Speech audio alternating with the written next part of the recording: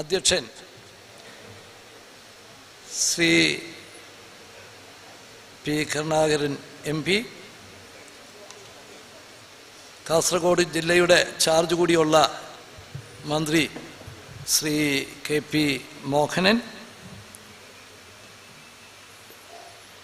ജില്ലാ panchayat president advocate PP Shyamaladevi, Shri NA Nellikunnu MLA, Shri K Kunhiraman MLA, Shri E Chandrasekharan MLA, Shri PB Abdul Razak MLA, Shri K Kunhiraman MLA, Shri CT Ahammed Ali, Shri Cherkulam Abdulla,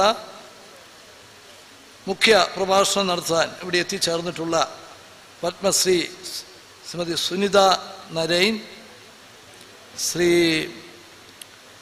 T Abdulla, Shri K Veluthambu, Shri AK Narayanan, Shri K Surendran, ജില്ലാ collector Shri VN Jithendran, മറ്റ് സ്റ്റേജിലും സദസ്സിലുമുള്ള ജനപ്രതിനിധികളെ, ബഹുമാന്യരെ, സഹോദരി സഹോദരന്മാരെ, സുഹൃത്തുക്കളെ, ആദ്യമായി ഇങ്ങനെയൊരു സെമിനാർ നടത്താൻ മുൻകൈയെടുത്ത എല്ലാവരെയും ഞാൻ അഭിനന്ദിക്കുകയാണ്. നിങ്ങളുടെ MP, ജില്ലാ പഞ്ചായത്ത്, ജില്ലാ ഭരണകൂടം, വികലാംഗ കോർപ്പറേഷൻ, ഇവരെല്ലാം കൂടി മുൻകൈയെടുത്ത് ഈ ജില്ലയിലെ MLAമാർ എല്ലാവരും സജീവമായ പങ്കാളിത്തത്തോടുകൂടി ഇങ്ങനെയൊരു സെമിനാർ, ശില്പശാല നടത്താൻ തീരുമാനിച്ചത് ഞാൻ പ്രത്യേകമായിട്ട് അഭിനന്ദിക്കുകയാണ്. എൻഡോസൾഫാൻ്റെ ബുദ്ധിമുട്ടുകൾ അനുഭവിക്കുന്നവർ അവരുടെ കുറ്റം കൊണ്ടല്ല, അവരുടെ കുടുംബാംഗങ്ങളുടെ കുറ്റം കൊണ്ടല്ല, അവർ ജീവിതകാലം മുഴുവൻ ബുദ്ധിമുട്ട് അനുഭവിക്കുന്ന ഒരു സ്ഥിതിയിലേക്ക് എത്തിയിട്ടുള്ളത്. അതുകൊണ്ട് തന്നെ ആ ബുദ്ധിമുട്ടുകൾ ആ വ്യക്തിയുടെ, ആ കുടുംബത്തിൻ്റെ പ്രശ്നങ്ങളായി, സ്വകാര്യ ദുഃഖമായി ഇരിക്കാൻ ആവില്ല. അത് സമൂഹമാകെ ഏറ്റെടുക്കേണ്ടതാണ് എന്ന വ്യക്തമായ കാഴ്ചപ്പാടാണ് ഗവൺമെൻറ്റിന് ഉള്ളത്. അതുകൊണ്ട് എൻഡോസൾഫാൻ്റെ ബുദ്ധിമുട്ടുകൾ അനുഭവിക്കുന്നവർക്ക് ഏതെല്ലാം വിധത്തിൽ സഹായങ്ങൾ എത്തിക്കാമോ അത് എത്തിക്കാനായിട്ടുള്ള നടപടികളുമായിട്ടാണ് ഗവൺമെൻറ് മുമ്പോട്ട് പോകുന്നത്. പക്ഷേ ഗവൺമെൻറ് മാത്രം വിചാരിച്ചത് കൊണ്ട് എല്ലാം ആവില്ല. അവിടെയാണ് ജനപങ്കാളിത്തം, ജനപ്രതിനിധികളുടെ നേതൃത്വം, ഗവൺമെൻറ് ഉദ്യോഗസ്ഥരുടെ സജീവമായ ഒരു പങ്കാളിത്തം, ഇതിന് ഒരു കൂട്ടായ്മയാണ് നമുക്ക് ആവശ്യം. അത് ഇന്ന് കാസർഗോഡ് നല്ല നിലയിൽ അത് രൂപം കൊണ്ട് വരുന്നു എന്ന് കാണുന്നതിൽ വളരെയധികം സന്തോഷമുണ്ട്. മനുഷ്യാവകാശ കമ്മീഷൻ ഈ കാര്യങ്ങളെക്കുറിച്ച് ചില നിർദ്ദേശങ്ങൾ മുമ്പോട്ട് തന്നിട്ടുണ്ട്. ആ നിർദ്ദേശങ്ങൾ അപ്പാടെ നടപ്പിലാക്കാൻ ഗവൺമെൻറ് തീരുമാനിച്ചിട്ടുണ്ട്. അത് സമയബന്ധിതമായിട്ട് തന്നെ നടപ്പിലാക്കും. അതോടൊപ്പം വളരെയേറെ കാര്യങ്ങൾ നമുക്ക് തുടർന്ന് നടത്തേണ്ടതായിട്ടുണ്ട്. ഒന്നാമത്തത് ചികിത്സയുമായി ബന്ധപ്പെട്ടിട്ടുള്ള കാര്യങ്ങളാണ്. ഇന്നത്തെ ഈ വിക്ടിംസായിട്ടുള്ളവരുടെ ചികിത്സ നമുക്കിനി എന്ത് ചെയ്യാൻ സാധിക്കും അതെല്ലാം ചെയ്യാൻ ഉള്ള ബാധ്യത സമൂഹത്തിനുണ്ട്. അതിലെ ഒന്നാമത്തെ കാര്യം ചികിത്സ, ഏറ്റവും മെച്ചപ്പെട്ട ചികിത്സ, അത് അവർക്ക് ലഭ്യമാക്കി കൊടുക്കാനുള്ള ബാധ്യതയുണ്ട്. അതിന് ഇന്ന് ചില നടപടികൾ എടുത്തിട്ടുണ്ട്. ആ നടപടികളിൽ പോരായ്മ ചൂണ്ടിക്കാണിക്കുമ്പോഴൊക്കെ അത് ഗവൺമെന്റ് ഇടപെട്ട് അതിനാവശ്യമായിട്ടുള്ള നടപടി സ്വീകരിച്ചു. കേരളത്തിലെ ആശുപത്രികൾ മാത്രം പോരാ, പുറത്തുള്ള ആശുപത്രികളുടെ കൂടെ വേണം എന്ന് പറഞ്ഞപ്പോൾ ഒരു മെഡിക്കൽ കോളേജ് കൂടി, കേരളത്തിന് പുറത്തുള്ള ഒരു മെഡിക്കൽ കോളേജ് കൂടി അനുവദിച്ചിട്ടുണ്ട്. ഇനിയാണെങ്കിലും മെച്ചപ്പെട്ട ട്രീറ്റ്മെന്റ് ലഭ്യമാക്കുന്നതിനുള്ള നടപടികൾ, അതിൻ്റെ ഭാഗമായിട്ടുകൂടിയാണ് കാസർഗോഡ് ജില്ലയ്ക്ക് ഒരു മെഡിക്കൽ കോളേജ് എന്ന ആശയം ഗവൺമെന്റ് അംഗീകരിച്ചതും അതിൻ്റെ നടപടികളുമായി മുമ്പോട്ട് പോകുന്നതും. അതിനു മുമ്പ് വരെ പരിയാരം മെഡിക്കൽ കോളേജ് എന്നുള്ളതായിരുന്നു. പരിയാരം മെഡിക്കൽ കോളേജ് തുടരും. മംഗലാപുരത്തെ ഒരു മെഡിക്കൽ കോളേജ് കൂടെ വേണം എന്ന് പറഞ്ഞത് കാസർഗോഡിനോട് ഏറ്റവും അടുത്തുള്ള ഒരു മെഡിക്കൽ കോളേജ് കൂടെ അംഗീകരിച്ചു. ഇത് രണ്ടിനും പുറമെയാണ് ഒരു മെഡിക്കൽ കോളേജ് കാസർഗോഡിന് വേണം എന്നുള്ള തീരുമാനം അംഗീകരിച്ചിട്ടുള്ളത്.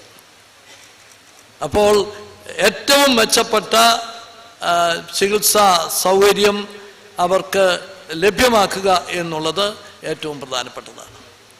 അതോടൊപ്പം മറ്റു വിധത്തിൽ, ഏതെല്ലാം വിധത്തിൽ ഹെൽപ്പ് ചെയ്യാൻ സഹായിക്കാൻ പറ്റും. അതിലേറ്റവും പ്രധാനപ്പെട്ടത് പുനരധിവാസം. പുനരധിവാസം സംബന്ധിച്ച് ഇതിനോടകം തന്നെ ജില്ലാ പഞ്ചായത്തും ഈ ജില്ലയിലെ ജനപ്രതിനിധികളുമൊക്കെ ഗവൺമെന്റിനോട് പല നിർദ്ദേശങ്ങൾ വെച്ചിട്ടുണ്ട്. ആ നിർദ്ദേശങ്ങളിൽ ചിലത് നടപ്പിലാക്കി, ഇനിയും നടപ്പിലാക്കേണ്ടതായിട്ടുണ്ട്. ബഡ് സ്കൂളുകൾ വളരെ നല്ല ഒരാശയമായിട്ടും നല്ലൊരു പരിപാടിയായിട്ടും അംഗീകരിച്ചിട്ടുണ്ട്. ബഡ് സ്കൂളിൻ്റെ സൗകര്യങ്ങൾ വർദ്ധിപ്പിക്കണം എന്നതാണ് ഇപ്പോൾ വന്നിട്ടുള്ള നിർദ്ദേശം. നിശ്ചയമായും ബഡ് സ്കൂളിന് കൂടുതൽ സൗകര്യങ്ങൾ, ബഡ് സ്കൂളുകളിലൂടെ കൂടുതൽ സൗകര്യങ്ങൾ ലഭ്യമാക്കുന്നതിനുള്ള നടപടികൾ സ്വീകരിക്കും. അതുപോലെ തന്നെ പുനരധിവാസത്തിൻ്റെ ഭാഗമായി ഇന്നുള്ള ഈ എൻഡോസൾഫാൻ്റെ ഇതുകൊണ്ട് ബുദ്ധിമുട്ടുകൾ അനുഭവിക്കുന്നവരിൽ ഏതെങ്കിലും വിധത്തിലുള്ള ഒരു ട്രെയിനിങ് കൊടുത്താൽ, പ്രത്യേകമായ പരിശീലനവും പരിരക്ഷയും കൊടുത്താൽ, ഏതെങ്കിലും വിധത്തിലുള്ള വരുമാന മാർഗം അവർക്ക് സ്വന്തമായിട്ടുണ്ടാക്കാൻ പറ്റും എന്നുണ്ടെങ്കിൽ അങ്ങനെയുള്ളവരെ എൻഗേജ് ചെയ്യാൻ ഏതൊക്കെ പരിപാടികൾ കൊണ്ട് സാധിക്കും എന്നുള്ളത് പരിശോധിക്കുന്നതാണ്. ഏതായിരുന്നാലും നമുക്ക് ഇതൊരു സമൂഹത്തിൻ്റെ ഉത്തരവാദിത്വമായിട്ട്, ഒരു ബാധ്യതയായിട്ട് ഏറ്റെടുത്തുകൊണ്ട് അത് വേണ്ട എല്ലാ കാര്യങ്ങളും ചെയ്യുന്നതിന് നമുക്ക് കൂട്ടായിട്ട് പരിശ്രമിക്കാം എന്ന് ആണ് എനിക്ക് പറയാനുള്ളത്. കേന്ദ്ര ഗവൺമെന്റിൻ്റെ സഹായം കൂടി ഇത് നമ്മൾ ആഗ്രഹിക്കുന്നു. അതിനുവേണ്ടി നമ്മൾ പല വിധത്തിലുള്ള ശ്രമങ്ങൾ നടത്തി. നമ്മുടെ എം പിമാർ അതിനുവേണ്ടി ശ്രമിച്ചിട്ടുണ്ട്. സംസ്ഥാന ഗവൺമെൻറ് അതിനുവേണ്ടി നിവേദനങ്ങൾ കൊടുത്തിട്ടുണ്ട്. ഞാൻ തന്നെ പ്രധാനമന്ത്രിയുടെ വരെ ശ്രദ്ധയിൽപ്പെടുത്തിയിട്ടുണ്ട്. പക്ഷേ ഇതുവരെ കേന്ദ്ര ഗവൺമെൻറ്റിൻ്റെ ഒരു സഹായത്തിൻ്റെ നടപടി അംഗീകരിച്ചു വന്നിട്ടില്ല. കാരണം സംസ്ഥാന ഗവൺമെൻറ്റിൻ്റെയും സാമ്പത്തിക പരിധിക്കപ്പുറത്തേക്ക് വരികയാണ്. മനുഷ്യാവകാശ കമ്മീഷൻ പറഞ്ഞിട്ടുള്ള സഹായങ്ങൾ നൽകുകയും ചികിത്സാ സൗകര്യങ്ങളും പുനരധിവാസങ്ങളും എല്ലാം കൂടി വരുമ്പോഴേക്കും സംസ്ഥാന ഗവൺമെൻറ്റിൻ്റെയും സാമ്പത്തിക പരിധിക്ക് അപ്പുറത്തേക്ക് കാര്യങ്ങൾ വരികയാണ്. പക്ഷെ സാമ്പത്തിക പരിമിതിയുടെ പേരിൽ ഇപ്പം ഈ പറഞ്ഞ ഒരു കാര്യവും നമുക്ക് കുറയ്ക്കാൻ പറ്റില്ല, കുറയ്ക്കാൻ ഗവൺമെൻറ് തയ്യാറാകത്തുമില്ല. എത്ര സാമ്പത്തിക ബുദ്ധിമുട്ടുകൾ ഉണ്ടെങ്കിലും ഈ പറഞ്ഞ കാര്യങ്ങൾ മുമ്പോട്ട് വെക്കാൻ അതിനു വേണ്ടിയിട്ടുള്ള മുമ്പോട്ട് പോകും എന്ന കാര്യത്തിൽ സംശയമില്ല. പക്ഷേ കേന്ദ്ര ഗവൺമെൻറ്റിൻ്റെ സഹായം കൂടി ലഭിക്കണം എന്നുള്ളത് തന്നെയാണ് സംസ്ഥാന ഗവൺമെൻറ്റിൻ്റെ ആഗ്രഹം. അതിനു വേണ്ടിയിട്ടുള്ള തുടർന്നുള്ള പരിശ്രമങ്ങളും നടത്തും എന്ന് പറയാൻ ഞാൻ ഈ അവസരം വിനിയോഗിക്കുകയാണ്. ഇന്നും നാളെയും നടക്കുന്ന ഈ ശില്പശാല ഈ പ്രശ്നങ്ങൾ ഏറ്റവും നല്ല നിലയിൽ മുമ്പേക്ക് കൊണ്ടുവരാൻ സാധിക്കട്ടെ, സഹായിക്കട്ടെ എന്ന് ഞാൻ ആഗ്രഹിക്കുകയാണ്. ഇത് കാസർഗോഡിൻ്റെ അതിർത്തിക്കുള്ളിൽ മാത്രം നിൽക്കേണ്ട ഒരു പ്രശ്നമായിട്ട് ഞാൻ കാണുന്നില്ല. കാരണം ഇത് ഞാൻ നേരത്തെ പറഞ്ഞതുപോലെ സമൂഹത്തിൻ്റെതായ പ്രശ്നമാണ്. ഈ രീതിയിലുള്ള ശില്പശാല അത് തിരുവനന്തപുരത്തും ഡൽഹിയിലും നടത്തുന്നതിനുള്ള കാര്യങ്ങളെക്കുറിച്ച് സംസ്ഥാന ഗവൺമെൻറ് ആലോചിക്കുകയാണ്. ഇതിന് സംസ്ഥാന തലത്തിലും ദേശീയ തലത്തിലും എൻഡോസൾഫാൻ ദുരിതബാധിതരുടെ പ്രശ്നങ്ങൾ അത് ഏറ്റവും പ്രാധാന്യത്തോടു കൂടി അത് കൈകാര്യം ചെയ്യുന്നതിന്